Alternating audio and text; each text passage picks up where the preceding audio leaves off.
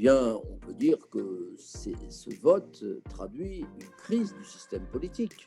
Plus d'un Français sur deux n'est pas venu voter ou a voté blanc ou nul. Et pour ceux qui sont venus voter, l'ex-majorité présidentielle a obtenu au premier tour 25% des suffrages, c'est-à-dire autant que l'ensemble des composants de l'extrême droite et un peu moins que l'alliance électorale dite de la NUPES. Et donc, ils n'ont pas eu une majorité en siège. Donc, on voit bien la crise politique. Et pour ce qui concerne le centre et la droite, disons, traditionnelle, nous avons bien remonté par rapport au premier tour des présidentielles, puisqu'on fait toute tendance confondue de l'ordre de 14%.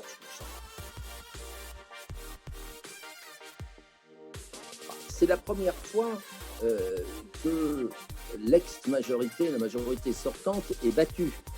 Mais avec une configuration assez particulière, c'est que les opposants, les oppositions, il n'y a aucune alliance possible entre toutes ces oppositions. Donc, c'est un gouvernement minoritaire qui devra godiller au cas par cas, puisque Macron n'a aucun allié. Et il n'y a pas un courant politique dans les oppositions qui voudrait d'une alliance gouvernementale avec l'actuel gouvernement. Bien sûr, mais je dirais même pas texte par texte, amendement par amendement. Voilà.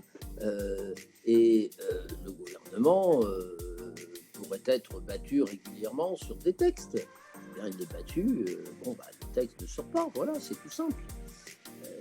Voilà, c'est ce qu'ont voulu les Français, qui pour la première fois ont mis en minorité, parce que l'autre cas, c'était le cas du gouvernement Rocard.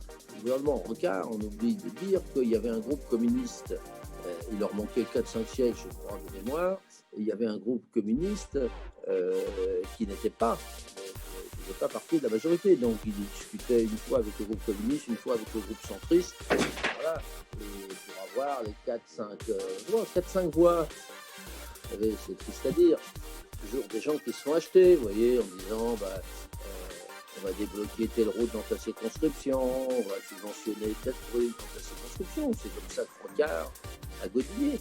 Mais le deuxième problème, c'est le 49.3. À l'époque, le 49.3 était d'une utilisation illimitée.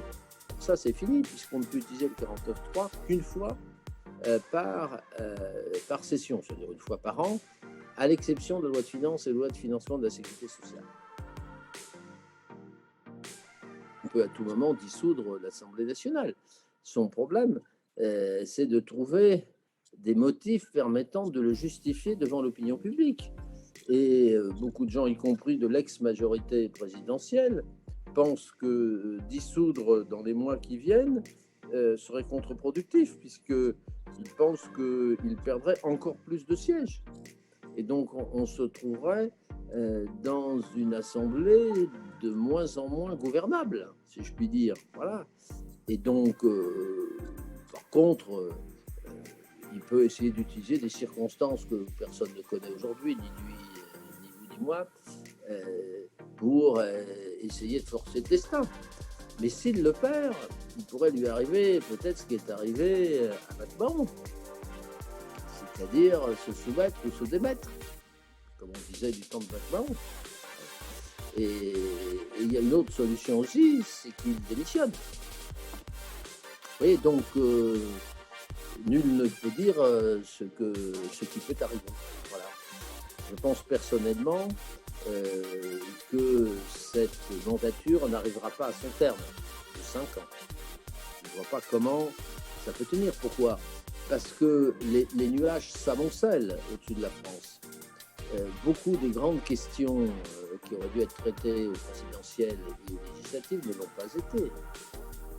La principale d'entre elles, d'ailleurs, n'est autre que la situation des finances publiques. C'est une bombe que nous avons devant nous. Le ralentissement économique, l'inflation très forte que personne n'avait anticipée, et elle est antérieure à la crise ukrainienne. La crise ukrainienne n'a fait qu'accélérer le mouvement. Mais il était déjà amorcé depuis de nombreux mois. Et donc, la crise sociale, vous voyez, la très forte chute du pouvoir d'achat des familles, et en particulier des familles les plus modestes et vivant, par exemple, dans le milieu rural. C'est tout ça qui s'accumule.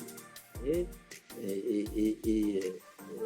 les grandes réformes qui ne sont pas forcément populaires, même si 1 an ou 2 ans plus tard, on connaît qu'il fallait les faire, je vois mal comment elles peuvent être faites dans une telle situation politique.